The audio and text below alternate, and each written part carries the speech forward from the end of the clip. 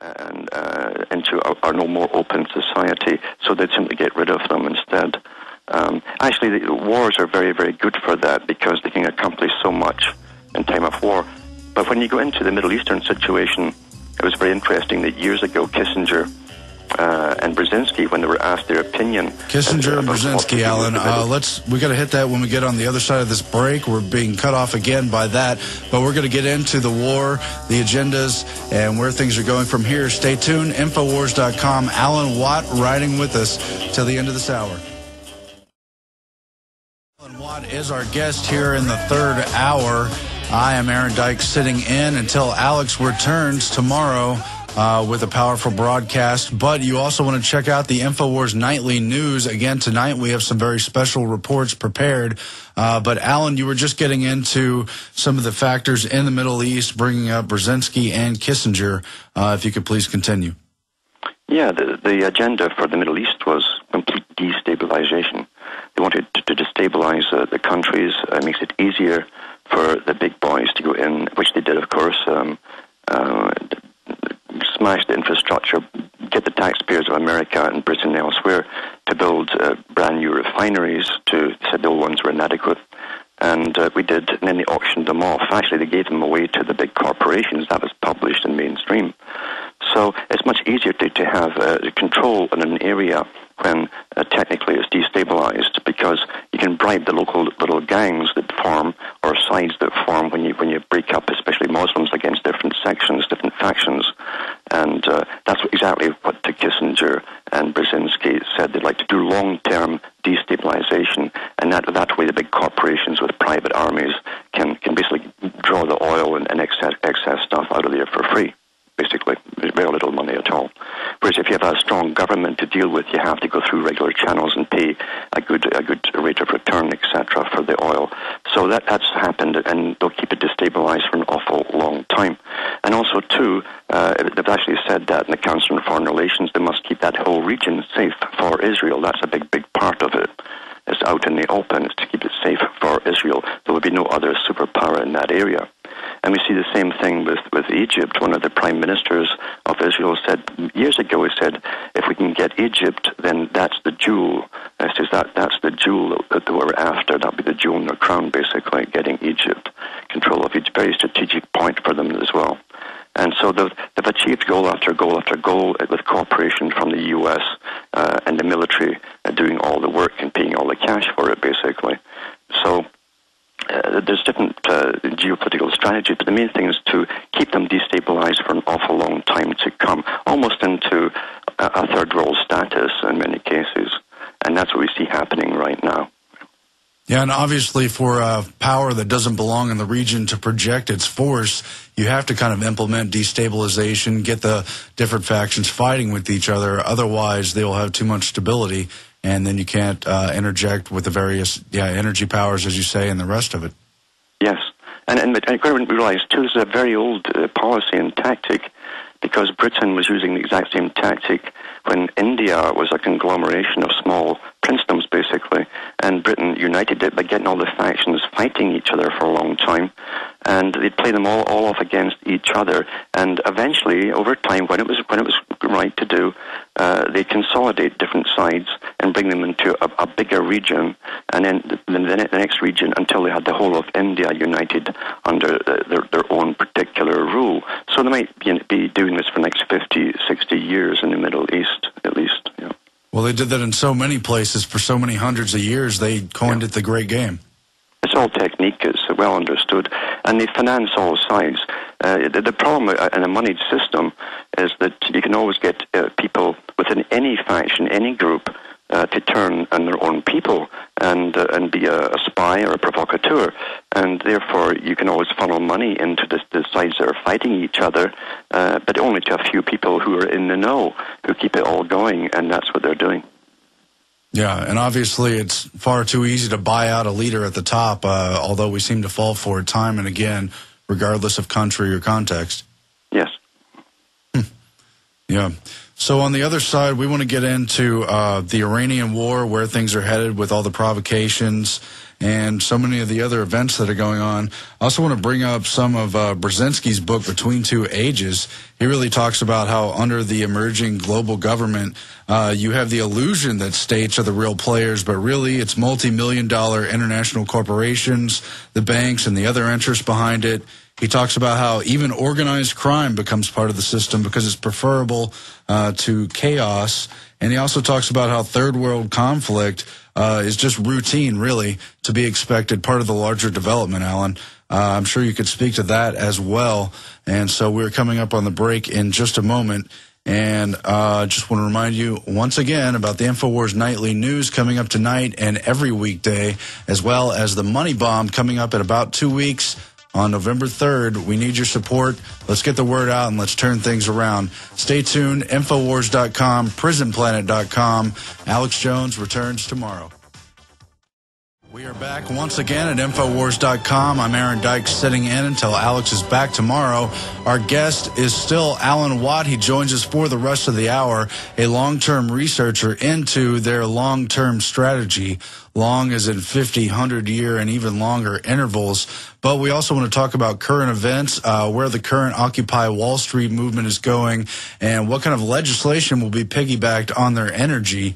But before the break, I brought up some of Brzezinski's quotes, just really talking about how third world conflict, organized crime, and all the rest of it is really routinized, as even states are really just chess pieces for the multi-million-dollar international corporations, major banks, financial institutions, and the rest of it, as Brzezinski puts it in his 1970s Between Two Ages book. Alan, can you speak to those issues? Yeah, and we see this is actually what's happening right now. Of course, as I say, the whole idea of the Royal Institute of International Affairs, Council on Foreign Relations, was to bring the world through a series of conflicts in order to take over all energy supplies, everything vital for human sustainment, basically, or containment, or even continue its ability. Has to be taken over and owned by a conglomeration, a world conglomeration, and we're seeing that right now as they destabilize other countries and do the same with them, one after another, using the soft power. But you're quite right there with using organized crime. They've always used organized crime. In fact, the latest Department of Defense, from the think tank department that works for NATO and Britain, came out with their report for the year. It's very similar to last year, or 2007 report was the last one to give out. And these are the guys who said the world to come for a while will be one of conflict everywhere, and as basically these third world countries are brought under the control of the global governance system. And the big corporations go in to seize, again, the resources, all natural resources from those countries, and take ownership of them.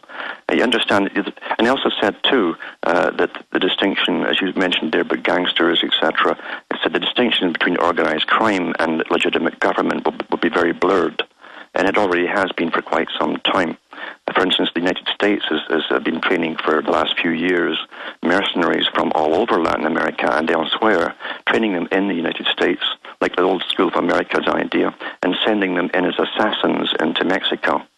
And so you have these organized, militarized assassination squads in Mexico right now, and you don't know if it's the drug gangs who are assassinating people and putting the bodies out in the streets, a warning, or if it's actually these mercenaries the U.S.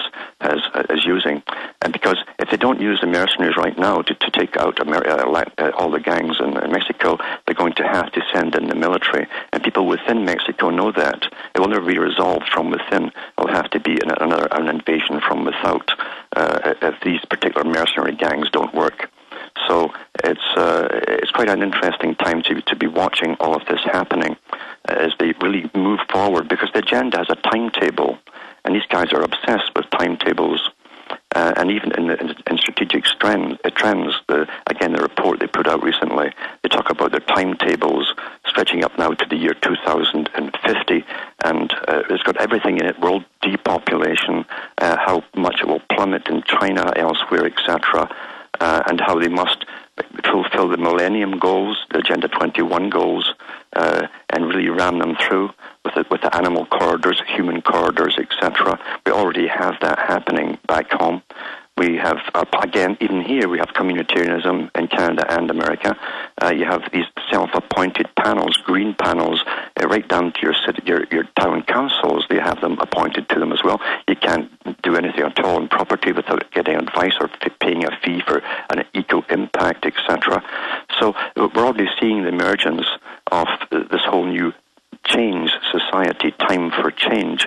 Getting back to academia, when they brought academia on board, that was a buzzword used in academia for the last 50 years, but the 21st century would be the century of change, and that's why they gave that mantra to Obama to give out, change is good. They simply never told those in the dark what it actually meant. Well, we're seeing what it really means. It's the emergence of a world order, the planned society. In any planned society, they're never going to let the workers run it. Never let that happen. They give the appearance of a more orderly worker society, and it will be ordered. You'll be waged from birth right through your whole life to see how much you're eating, for instance, that kind of stuff. But they've always got to have a leisure class. For what they call progress, you've always got to have a leisure class. Therefore, you'll have a very high elite paid class of professional people working in their think tanks. You'll be funding them all, and they will be basically planning the future for the world. That's their lovely utopia that they hope to bring in. And I don't see why they can't, because they've achieved so many objectives right now. And we forget all the time how many changes they've brought in, to say, right down to your local council, by appointing themselves as an bureau, basically, to every little town council, to the federal level, and provincial in Canada, up to the federal government. So it's all there. The basic blueprint is all in position. All the players are there, and all they have to get now is more and more power over the general population. If Britain is a flagship, a trial balloon for the whole world to follow, is so far ahead now, where everyone is policed from 1,000 different sources on a daily basis, from your garbage pickup to how you take your children to school, how do you interact with your children. It is complete socialist planned scientific society they're bringing in. And America, after it's finished off the unification of the Americas and finished off its job in the Middle East, has to emulate that exact same society. For the whole world has to do it, in fact. And then we'll be taxed on energy units, consumption, etc. Austerity for those at the bottom, a very high living for those at the top, who are the world managers, and that's the whole game plan. Yeah, just to go back to what you said about the Mexican drug gangs and the CIA-trained assassination squads, there's really no doubt that those people are being used for the purpose you describe, but also they're using the drug gang thing to advance the perimeter, the North American security perimeter, even as they have this kind of Iran-Contra style Fast and Furious scandal unfolding. Yes. As you know, too, the Department of Homeland Security took over basically the perimeter of the United States, and they started with 50 miles. Now they're into 100 miles around the coastline, right inland, etc., and from the Canadian border southwards. And they want to do the same thing. A few years ago in the paper, they wanted the whole of the Americas to have this organization. They called it Fortress America. And that's when the Prime Minister of Canada and the U.S. President and one of Mexico met together, and a few Latin American countries, and they drew up a map, and they wanted to actually bring in Fortress America with a homeland security all along the Canadian border. That's a coastline, a whole lot, right down through Latin America and back up again. So they're using every crisis for complete amalgamation. And, by the way, the Council on Foreign Relations has said in Canada, we are using this financial crisis for deeper integration. That means merging with the United States of America. That's been in the open here. So, yeah. Oh, I'm sure. And getting back into the Occupy Wall Street, formation of that global revolution. What do you see happening? Because obviously there's a lot of grassroots energy, people upset about general economic conditions, but not a lot of specifics. And it's really pretty textbook that if you don't have an energy that's inside of what's already been established inside the left-right paradigm, you can either A, disrupt it, or more easily you can vent that anger, give them a certain pleasure that they're being spoken to and heard while co-opting it, Alan. So what direction do you see this going? Well, we're already told where they're going, because in one of the first World Trade Organization meetings they had and publicized, they showed you a little interview inside the meeting. They were looking down at the protests, as they always do from the ivory towers, and they said we'll have to eventually, over the years, bring the leaders in on board with our panel discussions and make them part of it.